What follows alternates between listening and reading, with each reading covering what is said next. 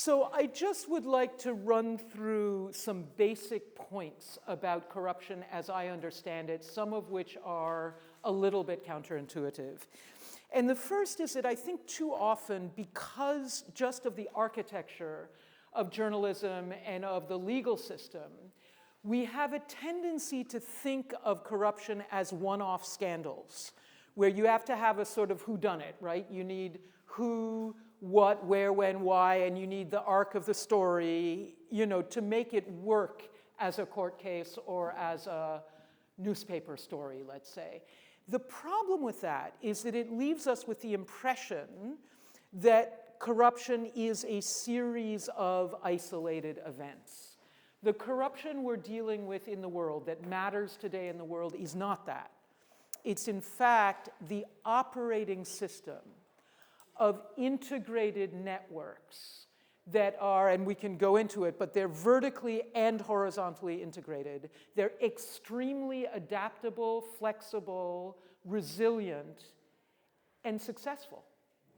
Because although they masquerade as governments, their objective is not to govern. Their objective is to enrich their members. And they are supremely successful at that. So let me just briefly explain what I mean by networked. I started working on this in Afghanistan, and because I noticed that the president of the country was going to great lengths to protect, when we did get some anti-corruption together, it was actually largely UK, US, working with local colleagues, got some anti-corruption work underway because Afghans were desperate about the corruption, desperate. And in fact, I discovered we're turning to the Taliban not because of cultural issues, but because of their indignation at the corruption that we foreigners seem to be supporting there. And what I noticed is the president was going way out of his way to protect very lowly initial people that were being arrested. And I realized that there was a deal. It was like a mafia deal, where money was flowing upwards and protection was flowing downwards.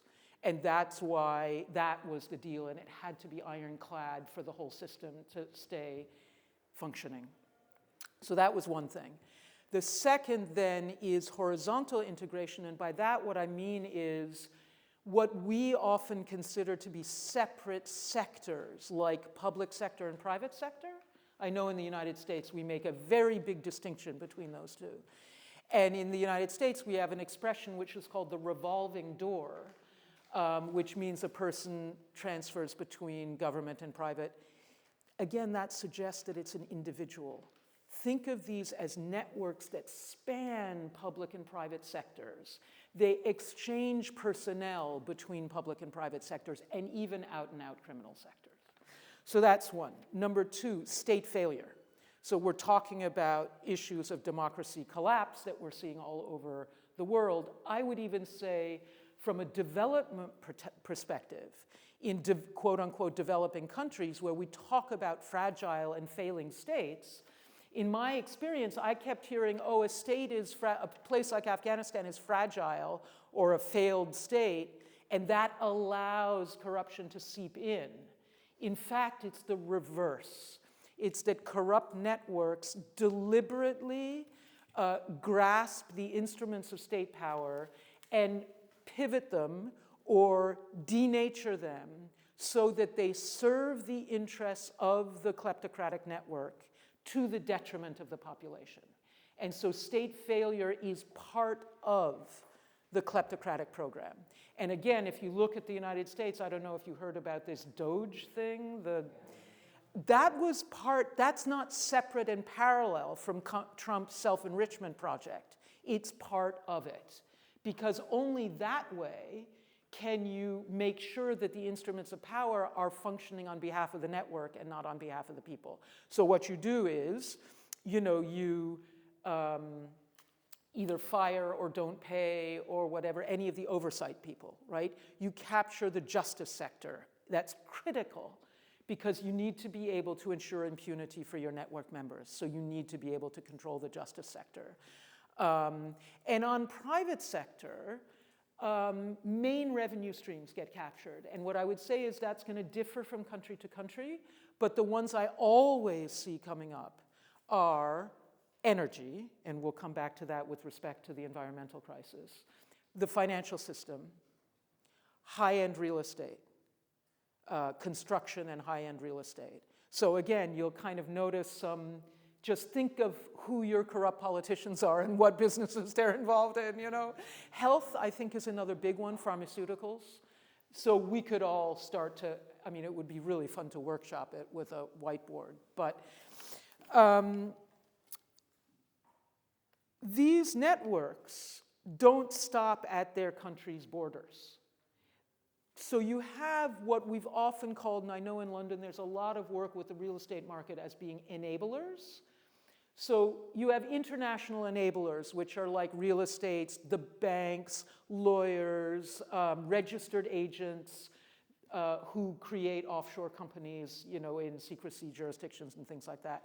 But I don't quite consider those network members because they're really selling their services. And in fact, relatively, they're selling their services quite cheap compared to what network members actually reap. But what you do have is that the networks span their transnational and they start sharing techniques. Because if the objective is denaturing the instruments of state function, the objective is also an incapacitated population, right? A population that is incapable of uniting, as you are, across identity divides. So another really effective, you know, Empire Strikes Back tool is let's divide up the people along identity divides, be they sectarian, be they racial, be they political affiliation. I live in the state, when I'm not living in England, I live in the state of West Virginia, which is a very strongly, I've got Trump signs all over my not neighborhood, my countryside. And you even look at the way people dress. You can immediately tell what somebody's political affiliation is by the way their facial hair, the way they dress. And these are ways they've got, the kleptocratic networks have the resources, financial, we have the people. So it's crucial to them to divide us up. These networks, I got into the study of this from the perspective of violent insurgency. Why was there violent insurgency in Afghanistan? And I discovered it had everything, as I said, to do with a radical and I think misguided reaction against systemic corruption. So it radicalizes people. So, and I looked at a bunch of other countries where you had violent insurgencies, and they all were reacting against corruption. Let's look at the issues that you have brought up here, right? Climate crisis, and I'd like to broaden that to be really biodiversity, environmental crises. I mean, fossil fuels, always networked into kleptocratic networks, particularly in developing countries. What about the deforestation, Bolsonaro, and the deforestation of the Amazon? That was obviously a corrupt network kind of thing. I mean, basically, the environmental crises that we're up against are being fueled by kleptocratic networks. The migrant crises, it's often connected to climate, right? But it's also often, people say, oh, people are searching for opportunity. It's because they're shut out of opportunity, right? And that's also the inequalities we're looking at. Since corruption started gaining a foothold again in our countries, I would say starting about 1980, not that it hasn't always existed, but this that I'm talking about, it has its grip on the kind of political economy of the industrialized world from about 1870 through about 1935. And then there's a bit of a hiatus where money isn't everything. Not that there aren't corrupt people, but money isn't the sole measure of social standing. And then it starts up again in around 1980. I just want to say that there's a good argument if you take a look at the calamities of the first half of the 20th century. World War I, World War II, Great Depression, Spanish flu, 2 genocides, use of the nuclear bomb, right? Every one of them has an important strand that has to do with systemic corruption, driving those crises. So I'm giving you something very sober to sit on, which is we're on exactly the same trajectory right now. I don't see us avoiding massive calamity. In that context, you know, it's a cliche to say crisis is the mother of opportunity. But sometimes it takes massive calamity to radically reimagine our polities. Think about your work as being for afterwards. I mean, I hope we can ward it off, but I doubt we can. So you're planting seeds, and you have to be ready when the window of opportunity opens to jump into position, because the window of opportunity will be brief, it will be hotly contested. And I guess I would just like to finish by saying, let's get really radical. I know you're developing from local assemblies. What if, as part of your future deliberations, you were to come up with a list of major landscape features in England? Severn Valley, you know, right? I mean, just think about a few mountain ranges and draw one by lot to be included in the People's Assembly so that you would offer representation to a landscape feature and think through what that would entail and, you know, how that changes your understanding of inclusivity. Thank you very much.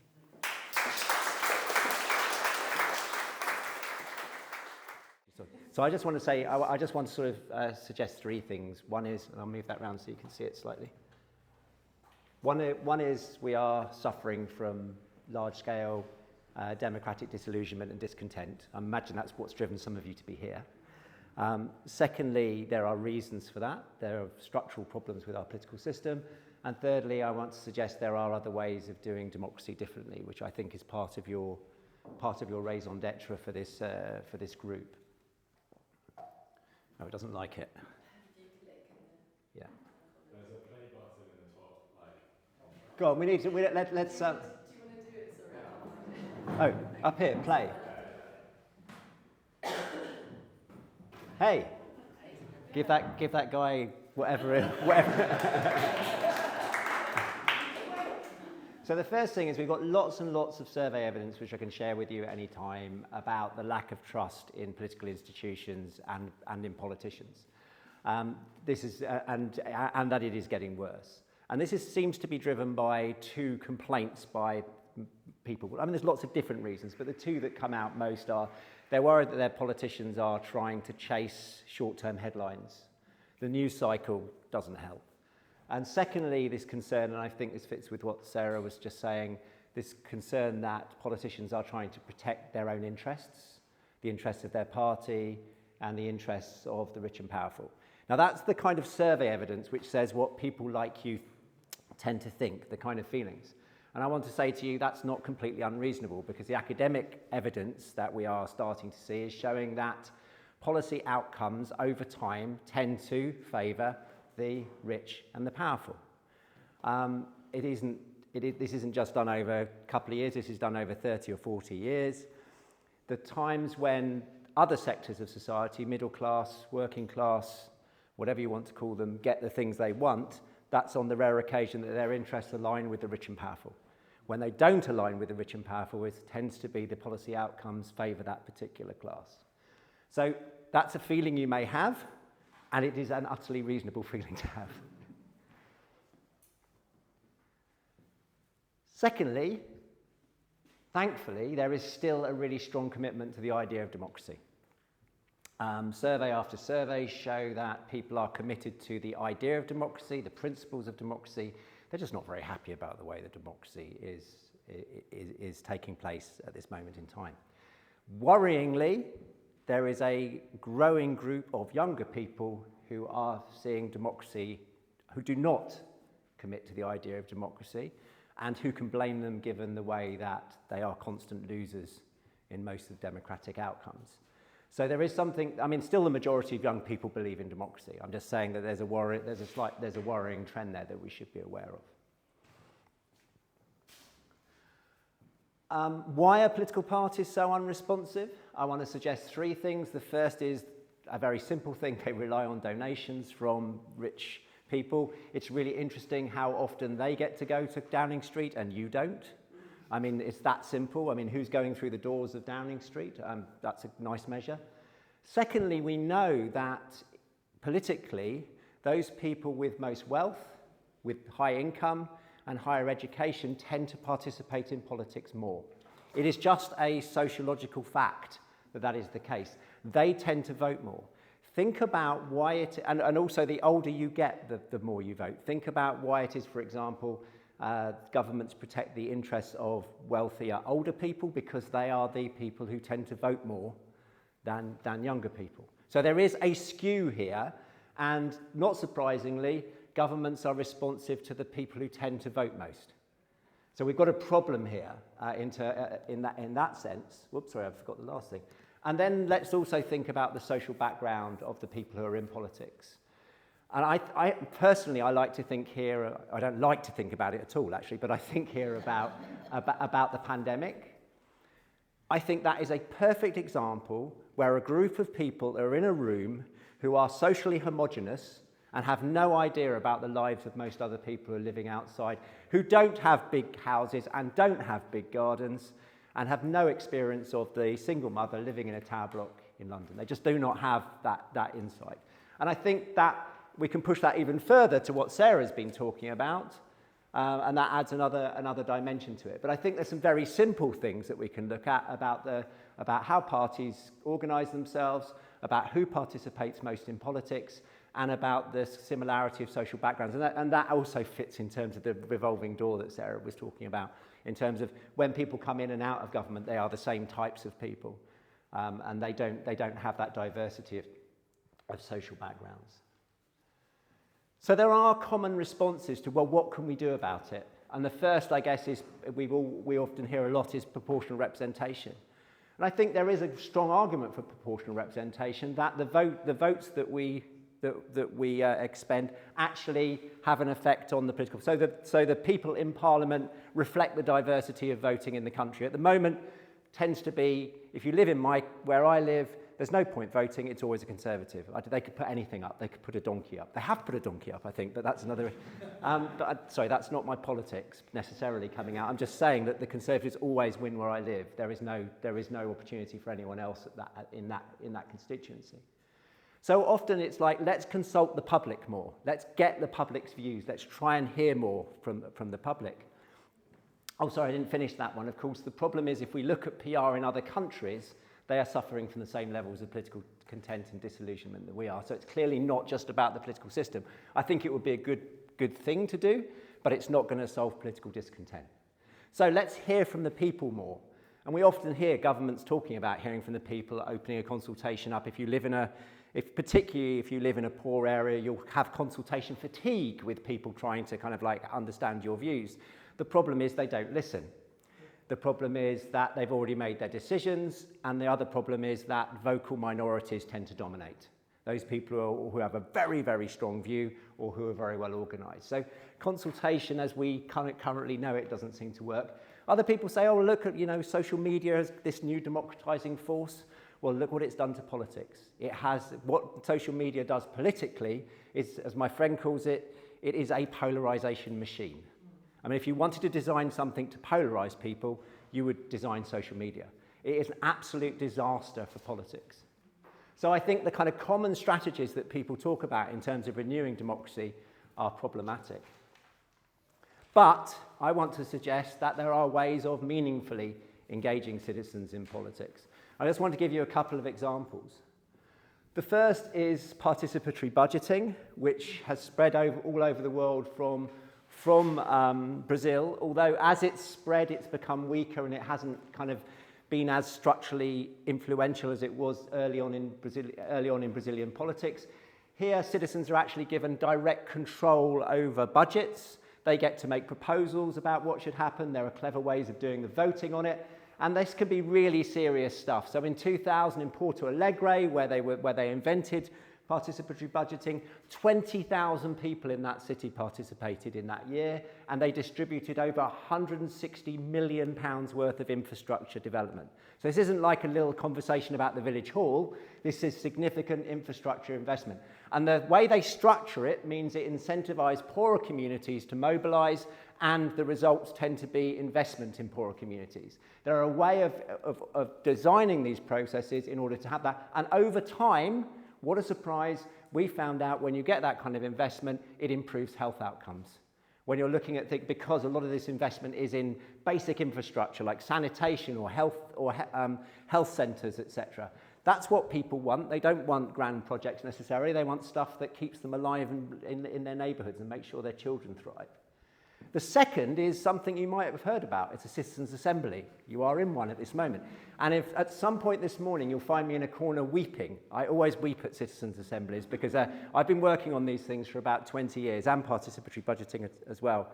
And I can write about them, I can organise them, but when I actually see people who would never normally have met each other, working together, collaborating in a way, if you like, if social media is the polarisation machine, I always think of Citizens Assemblies as the anti-polarisation machine. I mean, I think it does something which we just don't see.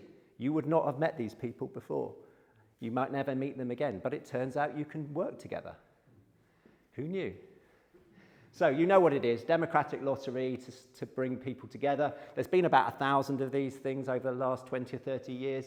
In my area in climate, there's been about 200. We've had some really interesting examples of effects. The Irish Citizens Assembly was asked to think about abortion.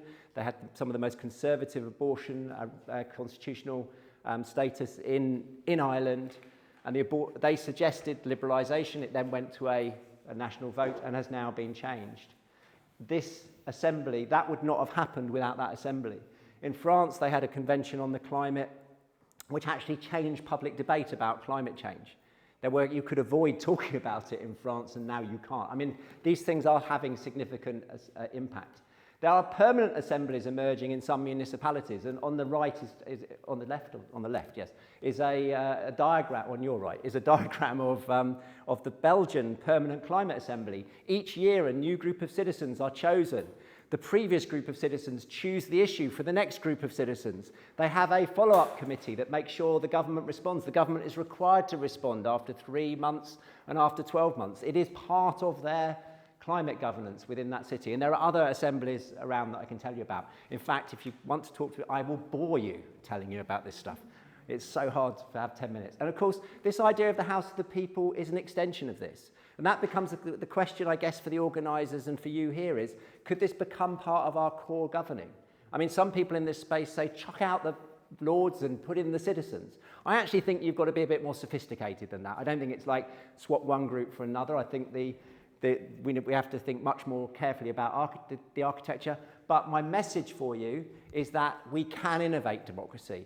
And if we want democracy to thrive, we must innovate democracy, because I can see the trajectory of it at the moment. So we can design spaces where citizens are willing and able to work with each other across differences to collaborate, to generate new democratic outcomes. And that, for me, has to be the thing we hold on to, because there is so much crap out there at the moment. The fact that we can do this sort of thing shows us that we can do things differently.